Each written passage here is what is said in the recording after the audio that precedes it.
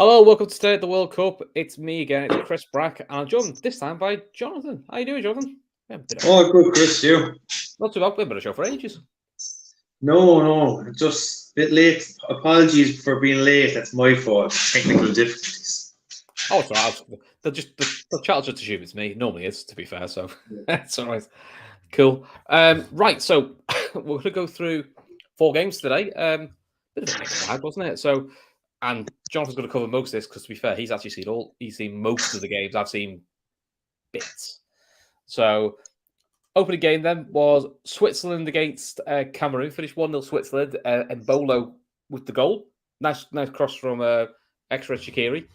But did you see much of the rest of the game, and what's your opinion on both sides? Yeah, I saw a good bit of the game, kind of dabbing in and out of it in work. It was a poor enough quality game. The standard wasn't great, now, to be honest. Kind of alluding to your point last night on the pod, I think this Swiss team is probably at the end of their cycle. Likes of Shaqiri, Ricardo Rodriguez, Jacques. Jacques is having a good season, I suppose, but I think this Swiss team has been on the road a long time, and I thought the game was really poor standard. I actually went through the 2 squads as I was watching the game. There's actually very few players from either squad playing in Champions League or Europa League. So I thought the standard was poor enough, but the Swiss they just seem to get results. Like, they finished ahead of Italy to qualify and knocked France out of Euro 2020, so they know how to win football matches. Yeah, they're always sort of a staple of World Cups and Euros. They're always like the standard last 16 side, aren't they? That's what they're actually to do.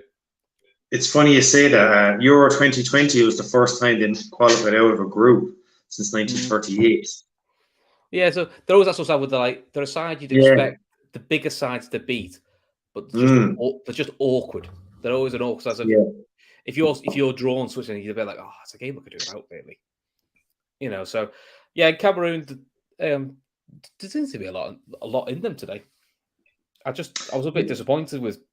I think Ghana's been probably the best African side so far, which we'll come to them in a bit. But some of the other Africans, they just haven't quite kicked on. And listen, like, maybe it's a combination of end of cycles, or they're all starting to build for the next big squad. And sometimes World Cups can just come at the wrong time for a squad. I always think with squads you'd have to drop lucky sometimes with what you got. Because the most recognisable player for Cameroon is Choupo-Moting, isn't it? He's had a proper wild career. Relegated, goes to PSG, and then he's scoring goals for Bayern. They had Anguissa in midfield. He destroyed our midfield in Naples this year in the Champions League.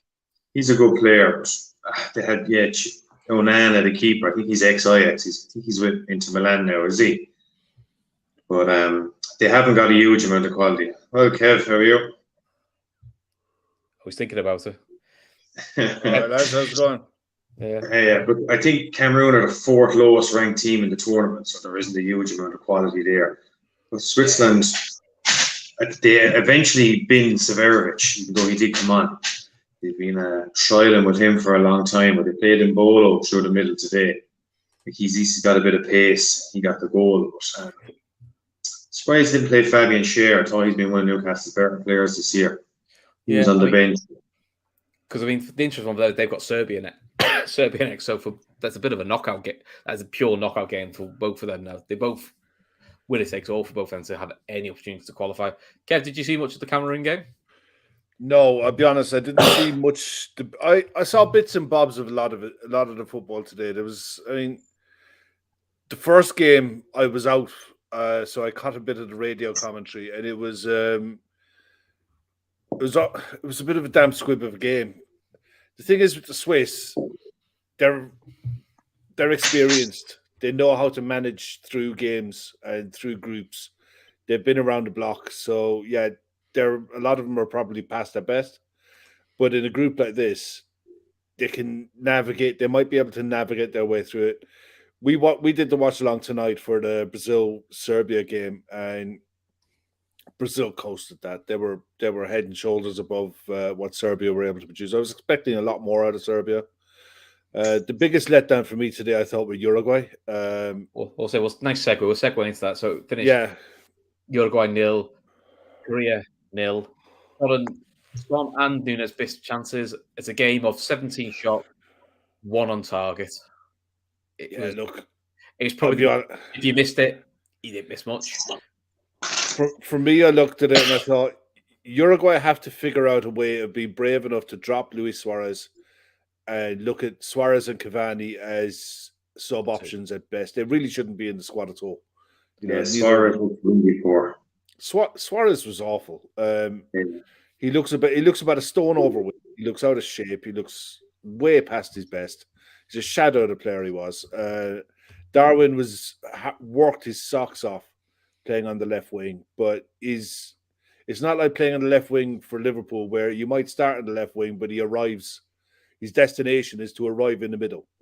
When he was playing today, it was donkey work up and down the wing, and anything creative, anything good came from him. But it was they have to figure out a way of getting him through the middle. I'd rather play Nunes and Cavani as a 2 and just let Valverde float behind them. I mean, Valverde's such a clever player. Yeah. He could play any of those positions. He had one brilliant effort late on in the second half to rattle the post. Yeah. But in fairness, it was one of those games. Korea reminded me of watching, at times anyway, watching an under-23 game. They were playing football by the numbers, short, quick passes. But once they got into the final third, they were aimless. They didn't have any invention. Son looks like he hadn't played in a while. The injury. He did. The manager said the same, didn't he? He said he just looks like it's probably for his first game back was probably one of the more physical games he could have asked for, which probably didn't help him. But that's the group you're in. So it's like it's not a surprise that it was going to be a tough physical game. But both sides would be happy enough for the point, and both sides will fancy the chances coming out of the group. But it's Brazil aside, the South American sides haven't really shown up at all. All of the South American sides, even I suppose Ecuador looked okay, but I thought Argentina have been poor. Brazil were good today, but they were allowed to be good.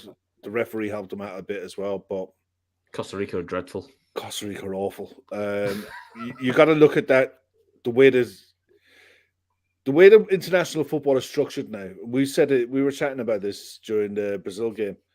Brazil hadn't played Serbia or hadn't played a European side since 2019 because of the way international football is structured now with the Nations League, qualifiers for tournaments.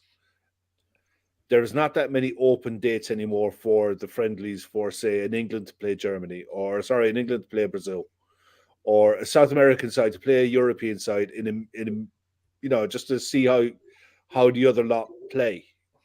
They don't tend to happen anymore outside of tournaments. So, do you think with that, Jonathan, that's also a reason why maybe sometimes we've seen a few more shocks or these odd results? Because I would always think with the England head on, if you knew you had Costa Rica in your group in the World Cup, you would tend to really defend it against a South American side who played a similar style to give you a bit of a dry run. So you go, this is kind of the sort of standard you would expect.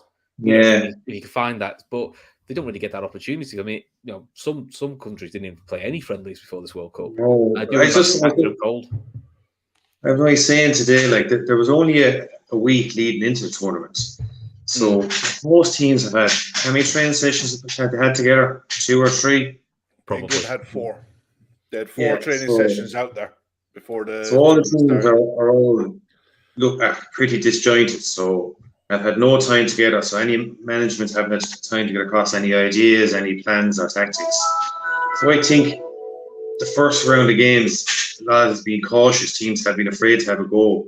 That's why we've seen a lot of 0-0s. I think as the tournament progresses, teams will improve as they get to know each other, get to play with each other, and kind of get into a rhythm together. A lot of teams have looked fairly poor in the first game, and I think the short lead into the World Cup has been a big factor in that. I think today was a bad day for the dark horses. I think Uruguay and Serbia were really touted as dark horses. I wasn't impressed by either of them, to be honest. Do Jonathan's putting in the chat here. Apparently, there was a lot of stick for Darwin Núñez. Apparently, one Irish pundit compared him to Shane Long. What's with the agenda? I think just because it sells. That's the reason. That was Kevin Doyle, and what he was saying was he reminded, because Shane Long came to Reading at the same time when Kevin Doyle was there, and what he was saying was that Darwin reminds him of all of the youth and exuberance of what Shane Long was promised. Quick, can get it behind, give him the ball to his feet, and he'll run at players. But the guile that comes with experience is to come from him. He's got all the promise in the world. That's kind of what Shane Long was, or Doyle was going on about. Doesn't sound quite as damning when he tries to phrase it. It was. Do you know what it was? To be fair, it was like, we've got half an hour to fill between games, and nothing happened in this game. Yeah. We got to talk about something, and we can't fill it all with ads. Do you know what I mean? It's like they had to create a conversation around something. So they just chatted nonsense for a little bit. That's all. Yeah, I don't think there was anything in it. So let's talk about the game that had probably some of the more action and things to talk about, which was Portugal 3, Ghana 2. We had VAR decisions. We had keepers trying to throw it in for them and all sorts of madness. It was probably one of the more exciting games. And, especially when it was 0-0 at half time. I think Portugal were the better side first half. They had probably the two best chances of the game. Keeper makes what I think are routine saves. And then it all turns, Jonathan, on the penalty, which I think we all think it's soft. I think it's soft. I don't think it's a pen, but I think it falls but I think it falls in the world of he's given it, they're never going to overturn it. Yeah. It's a very soft penalty. And I have a big issue with this. Contact doesn't mean a penalty. There was slight contact of kind of tie on tie, hip on hip type contact, but that doesn't mean it's a penalty. What I would say is there was a goal chalked off in the first half for Ronaldo. It was never a free out either. So I suppose the kind of two bad decisions balanced each other out. If you can recall the chance in the first half where he just nudges the defender and spins him and he scores, and the ref gives a free out. He got both decisions wrong. But I couldn't understand Portugal's team selection, how they didn't start Rafael Leao. They'd all technical players, but they'd no one to run in behind and stretch Ghana. I couldn't understand why he wasn't starting. He's been one of the most impressive attackers in Europe this year, and I've watched him with Milan. I think Portugal, they have a good side. I think the manager's had a little bit of a hindrance there, and Ronaldo's possibly a hindrance as well. But they have one of the better squads in the tournament. Yeah. Do you think it's a little bit of playing the big names? Because you've got to keep your big names happy. Yeah, I wouldn't be surprised if Ronaldo had a say in that team either. He'd be a little bit like Messi in previous Argentinian regimes where his friends were getting picked to keep Messi happy. I would imagine Ronaldo's got a bit of say in that team as well. But I couldn't understand João Felix starting. He's a decent player and he took the goal well after a bad defensive error. But they had all fellas who were good technical players, fellas who can play through balls, but they'd actually know when to run for a through ball. So I really couldn't understand the team selection. I thought when Leao came on, he looked good. Obviously, he took the goal well. I think Portugal will improve as the tournament goes on. They're probably one of 6 teams that could possibly win it. Yeah. Best thing that can happen to Portugal is Ronaldo gets injured. 100%. Ronaldo gets injured. Portugal are forced to play Leao on the wing, frees up Bruno Fernandes, and it allows João Felix to play in the false 9 role. And that's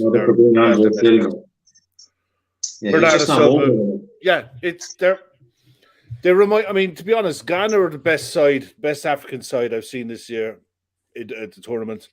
Mohammed Kudus is an exceptional talent. He's lighting it up in the Dutch league. He was good. I thought he was good last year. He's kicked on. He's better this year. He was a live wire today. He looks really good when he gets on the ball. They were unlucky, really. I thought on the balance of the game, the 2 quick goals knocked the stuffing out of them, but they showed heart and fight to get back into it. And they were really unlucky. There were Inaki Williams slip at the end when the keeper had an absolute brain fart. You just don't see that sort of thing very often, because that's what I can remember. Was it Shea Given, I think, did it. I think Dion Dublin did Shea Given when he's at Newcastle, where he threw the ball down, ran round and scored. Yeah, but you don't see that very often. Don't see that very often. It would have been a comical goal, absolute comical goal. But it was one of those games that, if it ended a score draw, if it ended 2-2, 3-3, neither side would have complained. Yeah, the penalty was soft, but it's one of those that once you give it, VAR won't overturn it. But at the same time, if he didn't give it, VAR wouldn't pull him back to say, you need to go and look at this. It was just another example of poor refereeing. Even in tonight's game, you had, for the first 20, 30 minutes of the game, the ref was stop-start, blowing everything up. For about half an hour of the second half, he just let everything go. There's no consistency in it. And you don't know where you stand as a player. You don't know where you're standing as a fan. Well, we saw, and that's imitating right the way through every game. We saw a Serbia player get 4-round smashed in the second half, didn't we, Kev? And then 2 minutes, literally 30 seconds later, there's a clip on a Brazilian, and he goes, Brazil free kicking. And you watch it going, it's the most obvious 4-round smash I've ever seen. Yeah. And it's little stuff. There was a little bit of the old big country violence. What's happened with the stoppage time? It's the first few games we were getting 10, 12 minutes. Now it's kind of gone back to your standard 1 minute in the first half, 4 minutes at the end of the game. Have they abandoned the stopping of the clock, or? I'm not sure. I know when I watched the England game, which had the most extreme ones, I think it was 27 minutes added time in both games. They had two suspected concussions in the game. So there have been, I think in the early games, there were a few concussion worries, or VAR decisions as well, or like a Lucas Hernandez who unfortunately blew his ACL out. So I think they added to it. But because the other directive they seem to have is they all like a chat on the corner. These refs, don't they? Every corner, it's have a chat with 3 or 4 players before it starts. Yeah, it's getting kind of annoying now. But I mean, these are seasoned pros. You're playing at a World Cup. If you don't know that if you as a striker stands next to a keeper, if you impede him, it's going to be a foul. And if you still need to be told that at this day and age, football's not for you, kid. Yeah, it's ridiculous. I mean, Tom Boland making a point there. Chris Hughton is popping up in the Ghana side. And yeah, Chris Hughton's involved in the coaching staff for Ghana. And I was really impressed with how you have bedded in basically 2 or 3 players into a squad that had a tough road to get to where they are. I didn't expect the Ayew brothers, like Andre Ayew, to play as well as he did, because I watched them in the league and they're just not at it at all. But you put a Ghana shot on them and they're completely different players. You see that quite a lot. That group is alive. You know what I mean? That group is well alive, because I didn't think Portugal were great shakes, especially with Daniel Pereira playing at centre-back. I thought it was a bit of a strange one. Maybe it's because they thought they'd dominate the ball, but they underestimated who they were playing. Portugal, Uruguay next, which last chance to lose Uruguay. Yeah, because I think if they lose that, Uruguay going over early, and let's be honest, quite a lot tipped them to be one of the more awkward sides. So you think they'll get second, but at the moment, I think everyone really said that this was going to be the group. It was the most difficult. Even when we were doing the preview shows for the tournament, this was probably the one group that was the most difficult to pick anything out. I honestly thought that Portugal would implode, and they still might, because Jonathan was dead right when he was saying they're a better side when Ronaldo isn't in it. But there is no way in God's green earth this coach has got the cojones to pick the best side without Ronaldo in it. Paulinho at Fulham's had a really good season. Is what he'd start today. Yeah, good shout. I mean, the other side. I mean, Ruben Neves is a good player. Yeah, and if you're playing him in the 6, that's fine. I wouldn't be the one to have a problem with that. But I think if you're going to play, it would have been ideal to play 2 holding mids. If you're going to play like that, and play Paulinho as one with Ruben Neves as the other, but you can't then fit Bernardo Silva, Bruno Fernandes, Cristiano Ronaldo, João Felix, but that's Otavio. But maybe that's where it's square pegs and round holes. It's trying to fit too many of the star boys into a system that really doesn't flow. They have strong midfield options. I didn't have Vitinha and Nunes on the bench as well. So they have strong midfield options. Yeah, but like I said, I think you've got a weak manager. I think that's the problem. But let's go on to the game we did, Kev. So we're going to let Jonathan talk about this because let's be honest. Yeah, we had.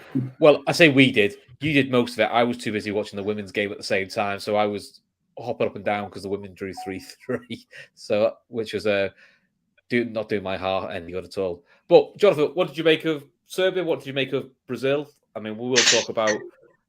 Me and Kev did it again. He shit as Richarlison. He's done nothing all game, and he gets 2 and scores an overhead kick. So we're the masters of jinxing someone into scoring. The exact same. We're in the WhatsApp group, and one of the lads writes in, "How's the game going?" And 2 or 3 of us write back, "Brazil looked dangerous. Richarlison is rubbish." So that was the common thread across the group, and within a few minutes, he scores. Now, I could have scored the first goal myself. What did you make of Brazil? I thought they were impressive to a certain degree, but I don't know. They won't get away with that formation against better teams. They won't get away with Casemiro, Paqueta, and Neymar in a middle 3 against better opposition. Just be overrunning.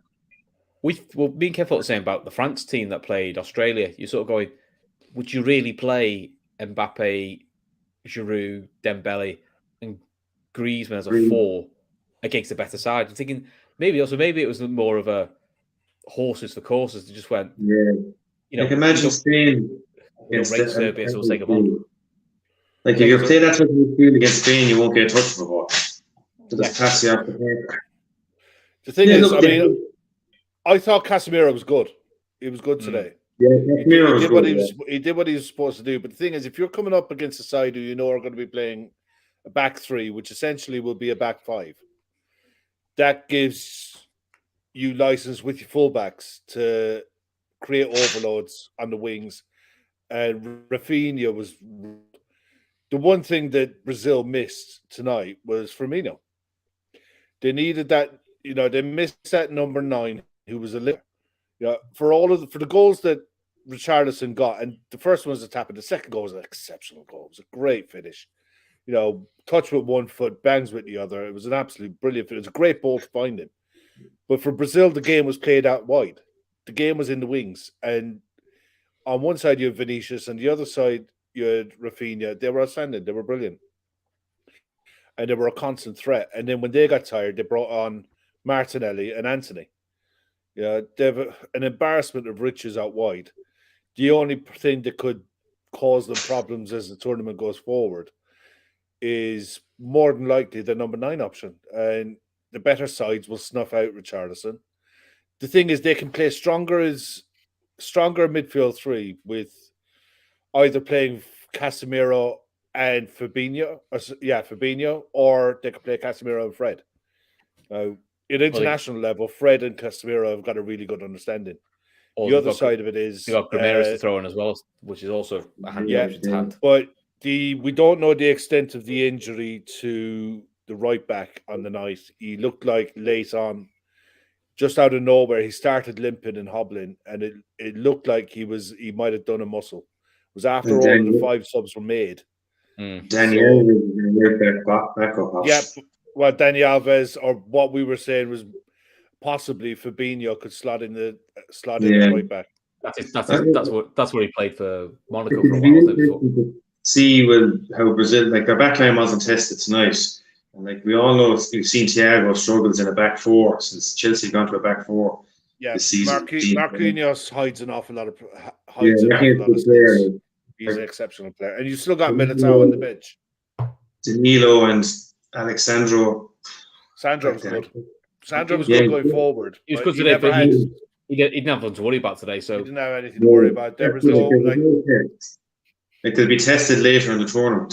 At this point in Serbia, they left Vlahovic on the bench. They left Kostic. He's coming back. Yeah, Kostic won, but Vlahovic is coming back from an injury. So both with Juventus. I was expecting more from them. They didn't lay a glove on them really.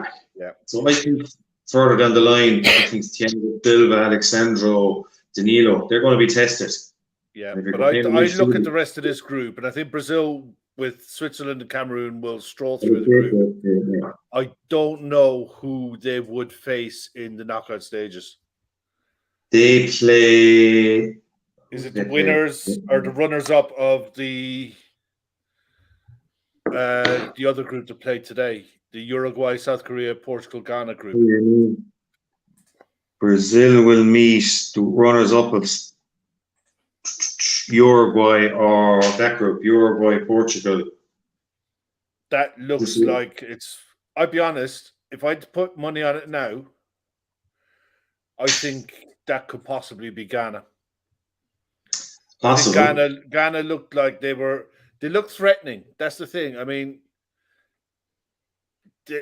I couldn't say. I mean, Sun might improve as the tournament goes on with Korea, but they look pretty toothless, bar what Sun was able to offer.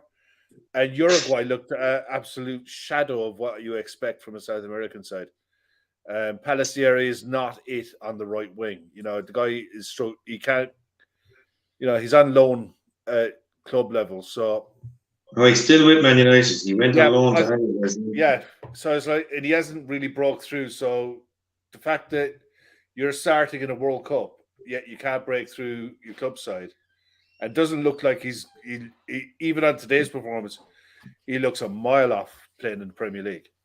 Yeah, like when you really break it down about Uruguay, and I kind of got lulled into it myself as a but you look at their team, like Martin Caceres is playing right full. He's 35. He was never a right full. He was centre back. Godin is 36, centre back. So like Suarez, like he looked finished today. So I think a lot of us got lulled into thinking Uruguay were going to be a dark horse. Now it's only been one game and you can't write them off. But I think the hope was they had the right. I think people they had the right mix of the Valverdes, the Nunes coming into the side with the old war horses.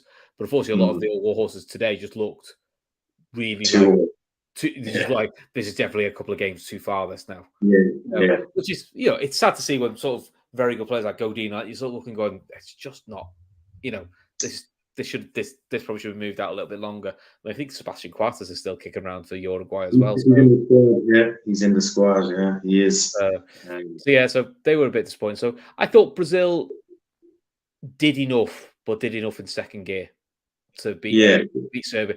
I felt Serbia, if they were going to get anything, they needed to get a goal in that first half when they actually made Brazil work and actually at least looked like they might be a bit dangerous set pieces. Second half, they just looked like all belief got knocked out of them. And I just wonder if maybe they ran the legs out a little bit.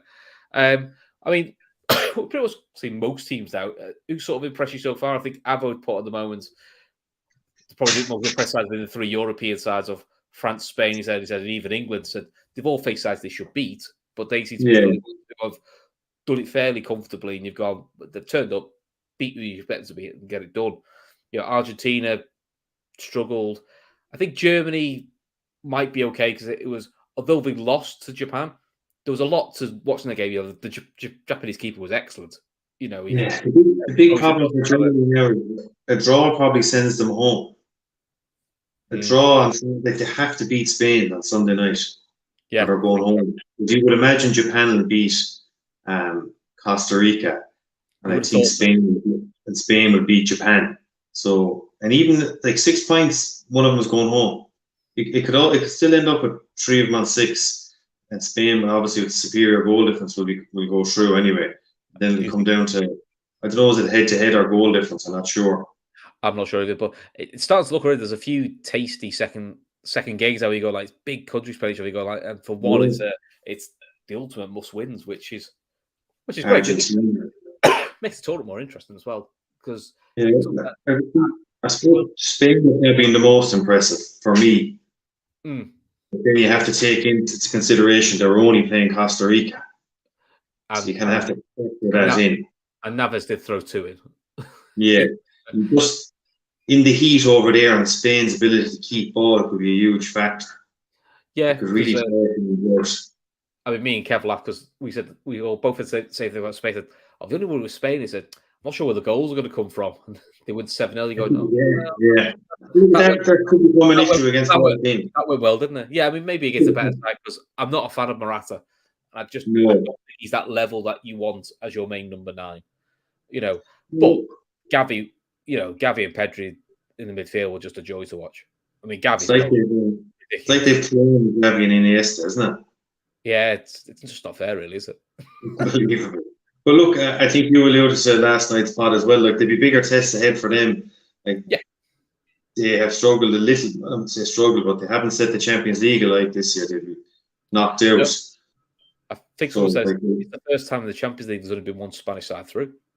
That's how un-Spanish they've been. But that's probably the question mark around Pedri and Gavi. Look, the young kids, they're 18, 19, so they will get better, but they haven't quite kicked in the Champions League level games yet. But again, they're 18, 19, so not many 18-year-olds are like the linchpins of Spanish football. So it'd be interesting how they do.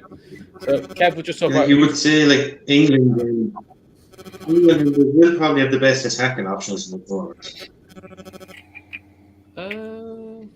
Like if you look at England, Brendan, Phil Foden, Grealish, and Rashford, like they're 3 good subs. There's depth there. I still think England's biggest worry will always be, like them all over, if Harry Kane gets injured, the other number 9s you've got are good number 9s, but they are considered a step down. Callum Wilson's a good number 9. He knows to put his levels below Harry Kane. I think that's like any country. I would always say that's the big issue with England. They are heavily reliant on Kane's out the side. I think you have to change how England play. Maybe it makes them more fluid, but that's the only concern. The good thing for England is they've got pace, and I think that's been the big thing with France, Spain, and England is all 3 they've got real pace out wide, which is going to hurt teams.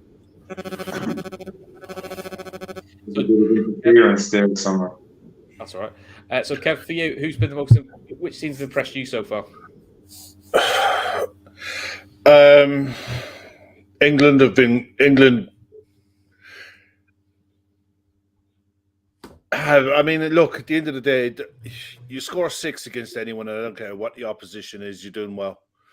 The difference is with this England side, as compared to previous England sides, is they're tournament sharp. They're experienced, and they didn't want to stop. They wanted to keep going and get more. France looked okay. Spain looked good. I wouldn't be overly fussed about the fact that Spain don't have a number 9 because most of the players that are in that squad are used to playing with false 9s, sides with false 9s, with no striker, or with wingers who play through the middle. It's not a thing that they're unaccustomed to. I don't think anyone has looked absolutely outstanding. Even you're talking about Argentina there. It was a smash and grab. They lost on a smash and grab. You look at the stats; they absolutely battered them. On another day, they scored 4 or 5. And you're not talking about it. It's heaped. There's a lot of sides now that have had pressure that's going to be heaped on their second games, where okay, you didn't get the result you needed in the first game, but from now on it's almost knockout football from here on in. And for some sides that will galvanize them. And other sides it'll collapse them. We'll find out. But I don't think anyone has stood out and say, I would say see them in the final. I would say France look the most balanced. I think they're the best one defensively, but they've still got so much flair and goals in them.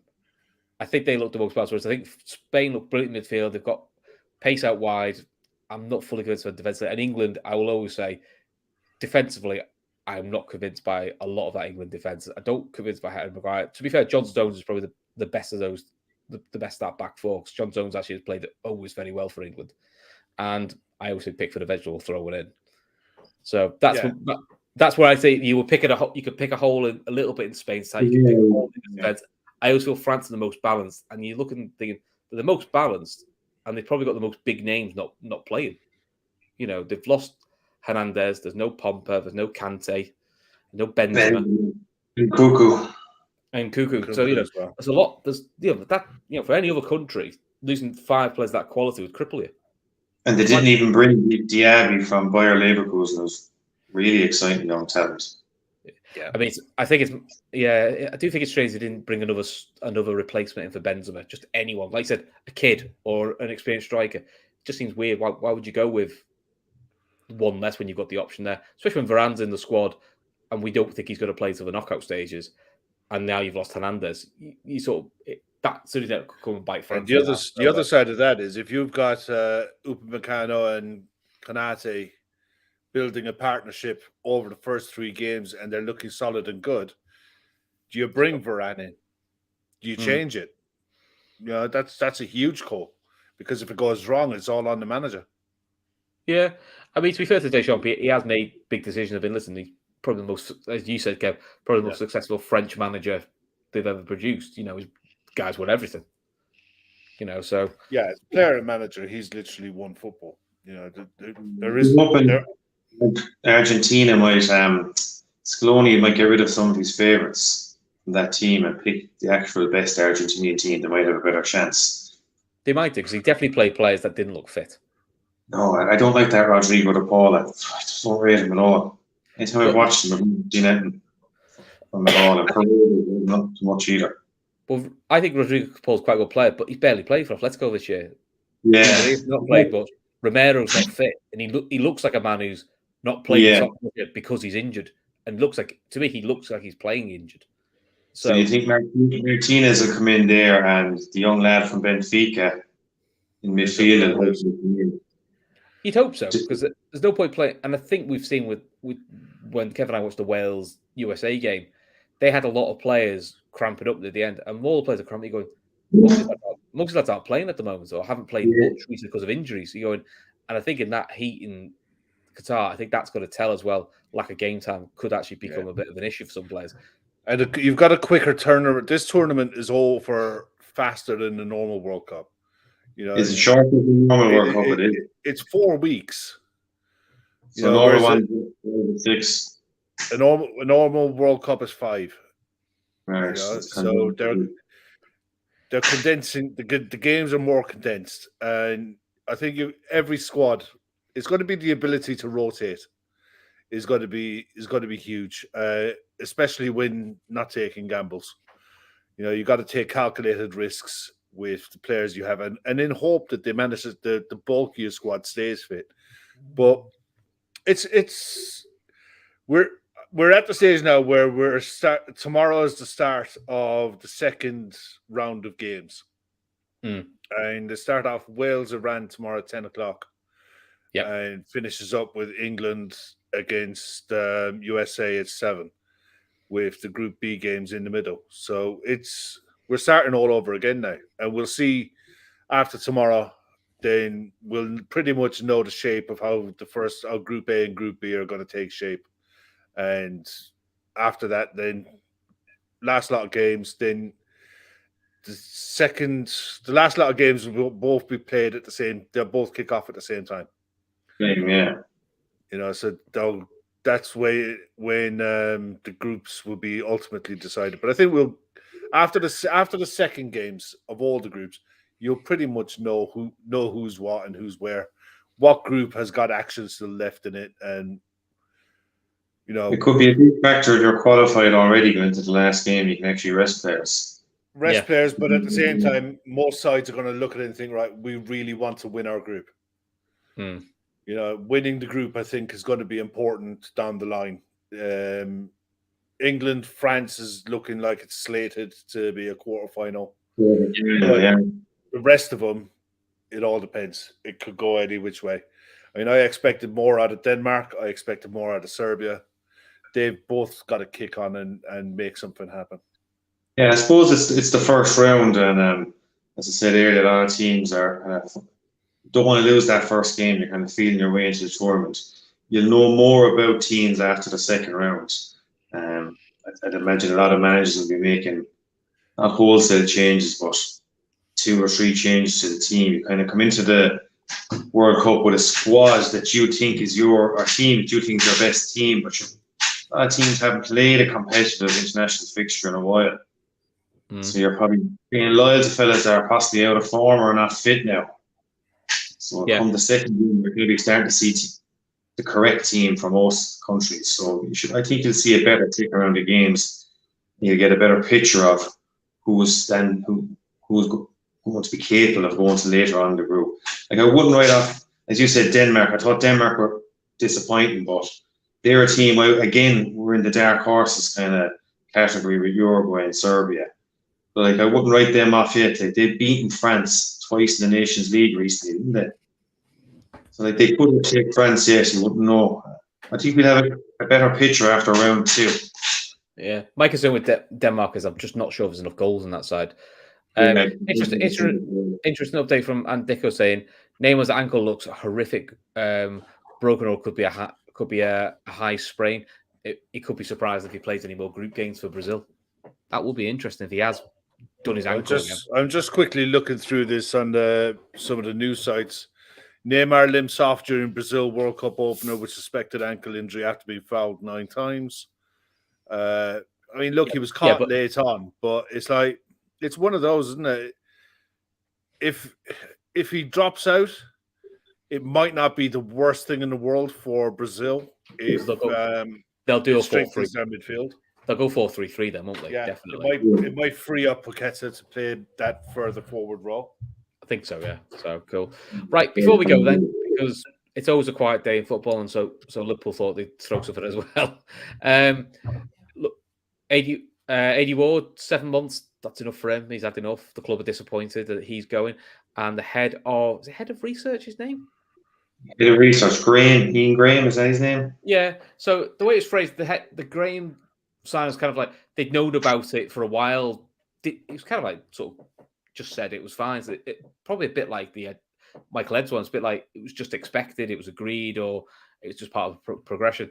The Ward one does seem a bit more like when the club are leaking the phrase "we're disappointed" means this one's caught them off guard a little bit. So this will be me and Kev were saying on the show. This will be an interesting one to see where it goes. Is this something for a new owner, or is this down to Klopp saying they want to take more risks and maybe they're moving away from going for the young rough diamonds, £30 million player that they're going to make into a great player, a la Salah? Are they going to go down the proven route? And we're going to sort of change the structure. So it's still fairly early days. I mean, I think there's a lot of hand-wringing and doom-mongering. I still think it's a bit early days. You've got to kind of see what plays out. But obviously people worry because we're on the verge of a January transfer window with half the recruitment team about ready to leave. Yeah, to be honest, it can't be anything but worried. I think, Kev, you tweeted stability is a good thing. Yeah. It's a lot of the backroom staff. We used to be quick to look at Man United and laugh at their absolute circus in the background. It's become a little bit like that at Anfield at the minute now. That 5 of the backroom staff now are going to be gone in the space of 12 months. Well, this will be our 3rd sporting director in just over a year. Yeah, and you put in Mike Gordon going and this Ian Graham, head of research, going. And they're saying Klopp is getting more hands-on in terms of transfers. Well, I'm just reading here. Liverpool's director of research, Ian Graham, has been at the club since 2012, also due to leave at the end of the season, having handed in his resignation early in June. So he's just serving his notice. I mean, at the end of the day, if he's going and giving a year's notice, that's fine. He's been there 10 years. If you're anyone who's in a job for 10 years, there's only so much you can do. In 10 years. And apparently he was very close with Michael Edwards. So maybe it's also like, it's like anything if you've been in a company a long time and your regular workmates all go, you do also start thinking, I think I'm new. So I'm not concerned about that one. It's the Ward one that is concerned because of the terminology that's come out of the club of we're disappointed. This has come as implying it's come as a surprise, because the phrase disappointed does make me think there's something going on that we don't know about. It feels like it's almost like a little bit of a we succession plan due to replace Edwards, which means they probably turned down opportunities to bring other sporting directors in. and you give it 7 months and you're pissed off.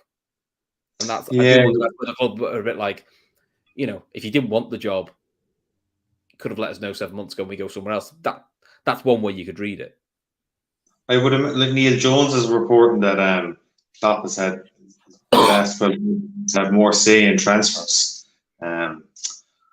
That's definitely surely a factor in it. I'd imagine, like the last summer's transfer window, I would say disaster. That's probably overstated, but it wasn't a good transfer window. And I suppose the last 12 months, our transfer activity hasn't been great. Like Luis Diaz was a good signing, okay, but the summer before that, we only signed Canate. This summer, obviously, we left it to a short midfield. We've been given new deals to players that probably shouldn't be getting new deals.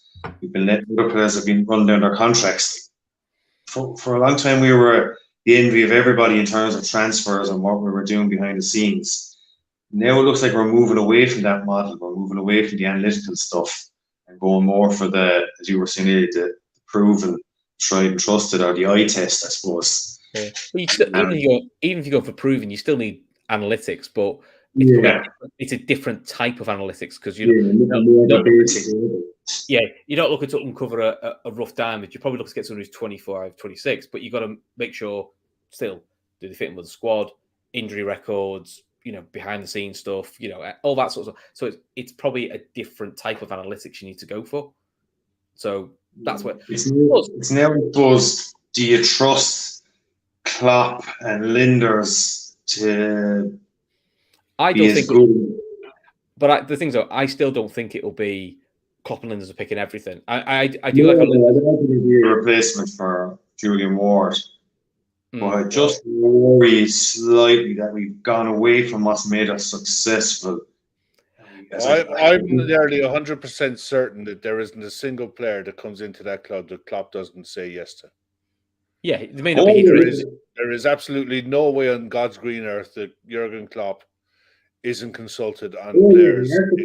He has the final say on transfers. It's just absolutely, and that will be the same no matter what. Now, whether it's a case.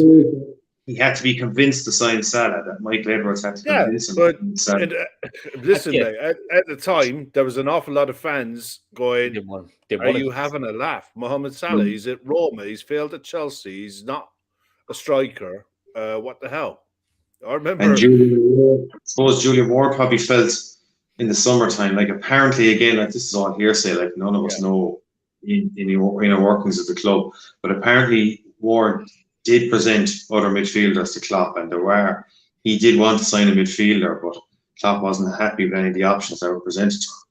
So again, is that the way the club have decided to move on? Going, is he not able to influence a manager? So the example I always give is David Dean. David Dean was always someone who would lean on Wenger every now and again, going, "You want the midfielder? Forget the money. That's what you want. We'll get him." And maybe Edwards was very good at doing that. And maybe Ward, it's just that he's not built that way. Or is it that he's had to fall on the sword war where they've gone, yeah, you brought midfield options, but we'll never know what those options are. They could all have been pups. We all go like, wow, none of them will work. They're all Arthur Mellows. Fucking hell, what you buy? I don't want them. That's shite. The one thing, look, Ward was instrumental apparently in bringing in Diaz. Getting the Nunez deal over the line and getting the Salah contract done. He's also brought in Carvalho, which is a good profile, good age, good young talent to bring through. And it looks like he was one of the drivers of bringing in players through the youth academy. The problem has always been, and it's been glaring everyone in the face for a while, is not getting players out who were at the wrong, just not influencing the squad. The likes of Naby Keita and the likes of Oxlade-Chamberlain. Ox is a different case because at the time when he would have been due for a move, he picked up an injury where it meant nobody could buy him. That's just unfortunate bad timing. That's, that is what it is. Naby is another one who, if he's got a half-decent agent, is literally in his ear telling him, no matter what happens, no matter what they tell you, you are not leaving this club until you're free to go. And when you're free to go, you're going to collect your wages, and we will get you whatever deal you want, wherever you want to go, because there is a market for him, and it'll maximize his earnings when he goes on a free. And the same for Chamberlain. I can't see it on any planet how those two players leave in January unless we pay them off. That's just the way the football works. I personally think they either get paid off, or I think Gav's phrase, Liverpool eat the contract and just say to Chamberlain, yeah, we'll pay you, you're not getting registered. Bring somebody else in. One or the other.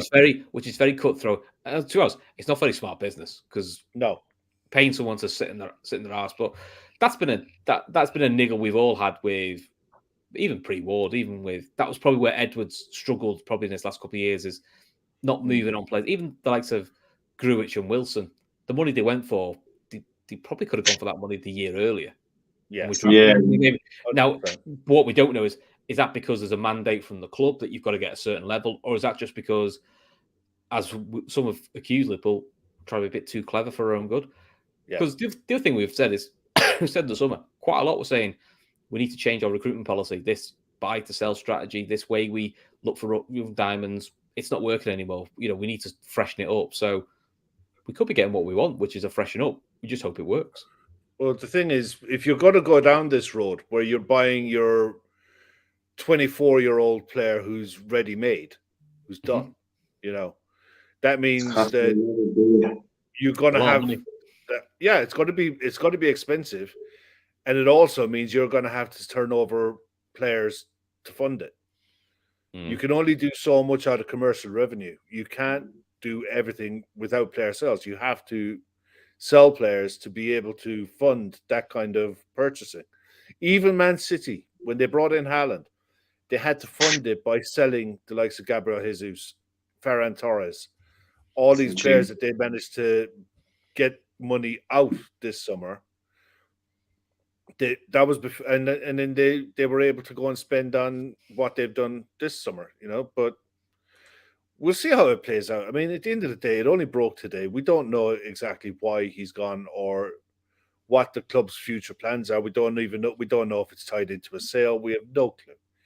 No. All we know is that at the end of it, those two people are leaving the club, and they will be replaced. There's going to be football directors jumping up and down to come and work with Liverpool, because it's a challenge. We are active in the transfer market. We do spend when we need to spend, and we're still probably, even when you factor in the money that Man City in that spend, we still probably spend on transfer fees upwards of between 100 and 150 million per summer, give or take. It's generally in and around that. It's negated a lot by sales, but even last summer we spent 100 million. 2019, we run through it. 2019, we spent nothing. But you go back, what? In the summer, we spent nothing. We didn't sign anyone else. We spent nothing. 2020, we probably spent about 85 maybe. 2021, we only signed one player, Canate, so that was what, 35? 40, yeah. Yeah, so last summer, Nunes, Carvalho. We're nowhere near those type of figures. We're well under 100 million on every summer. No, last summer was over 100 million. Nunes 64, Ramsey 10, 74, Carvalho what 10 again, 84. It was over 100. It was reported at over 100 million pounds. Yeah, I think there's like if you factor in 2019, which was probably about a tenner we spent. 2021 we did 5 million. I mean, in fairness, 4 or 5 years, like probably only about 50 million. I keep forgetting that selling well is a crime. You're never going to keep the Twitterati happy. So why bother trying? I mean, 2019, what did we win? My point is, we're not spending. 2019, what did we win? We won the European Cup. We won the league the following season. Thank you. Yeah. So and we won that with the squad that had no investment. The investment was front loaded into that squad to peak for those 2 years. The problem is we didn't clear it out. The problem is we didn't clear it out. That was the biggest problem. That was the biggest sin. Is that when it was done, we were too loyal.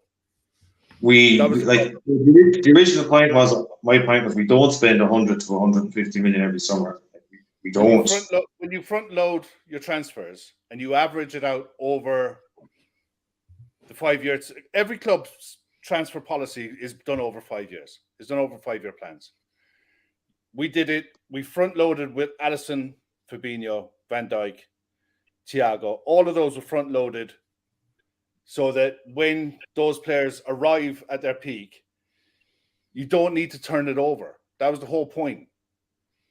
I think Jonathan's argument is you do that, but we probably, the intermediate bit we didn't do enough. Where the biggest problem was after we won the league, we stopped. After we won the league was the season when, as many people have said in the pods in the past, they were the seasons that Ferguson would have gone and not even found a gem, but he would have said, okay, I'm going to throw a bomb into this squad now because I don't want them resting on their laurels. Yeah, we never did. That was where Klopp. I suppose we see Thiago and Tsimikas that summer, was it? But it was what the squad needed. That was the whole point. Yeah. It was when you had the squad that was built the way it was built. What did the squad needed? A backup left back. It needed someone different in midfield who could control possession and move the ball. And Thiago became available. But the argument would be, if you're playing devil advocate, is it was pretty obvious, and this is not even hindsight. I think quite a few said on the podcast. 3 centre backs is a bit of a risk, isn't it? Because City fell apart doing this this year, and we got caught out with it. But and I think we've got caught out this year as well. Was the one that we wanted wasn't available. Yes, there is that. So, and then when he became available, we went and got him, day one. You know, Konate was injured when we wanted him. Then we drew Leipzig, which means we couldn't have got him. He was still injured as well. He was also injured as well. Exactly. But even if he wasn't injured, you'd have still probably banked on Liverpool probably going for him in the January, knowing he was injured, but we drew Leipzig. It's just the way the circumstances fell. But as soon as we went and got him, you could see then why, that kind of makes sense now. That even the stopgap measures that you're looking to bring in, anyone you look at, okay, do you remember that summer collect a car he was on the tarmac. It's January, wasn't it? It was January. People were bending over backwards saying that we should be spending 20, 25, 30 million pounds on this guy. He's an absolute fraud of a player. Anyone who's watched him this season can see he's an absolute fraud. He's useless. Yeah, I never get excited about I've never seen anyway. Yeah, I know what you mean. But I mean, the flip side, I'll do the devil's advocate thing, is other clubs will probably have bought Kaleta, gone, just get us through, and probably would have turned him over in 6 months' time. I mean, Liverpool used to do that. Yeah, but the other side, Rafa was the master of going, Kroenke, come and do a job for 6 months. Great, thanks very much. You can fuck back off now for what I paid for you. But the downside of that is, if you bring him in and you expose him and you show him that he's rubbish. Well, that's the risk you take with all players, though, isn't it? At least you're taking a risk. If you're taking a risk on a loan player and a £3 million player from Sheffield United or wherever he came from, Preston, that's a gamble that isn't going to hurt. I mean, the same argument can be made for the Tchouameni this summer.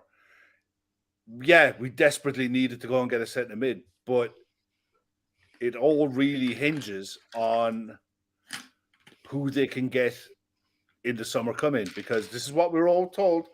Summer coming, you're going to see something that's a Bellingham-esque, a Declan Rice-esque.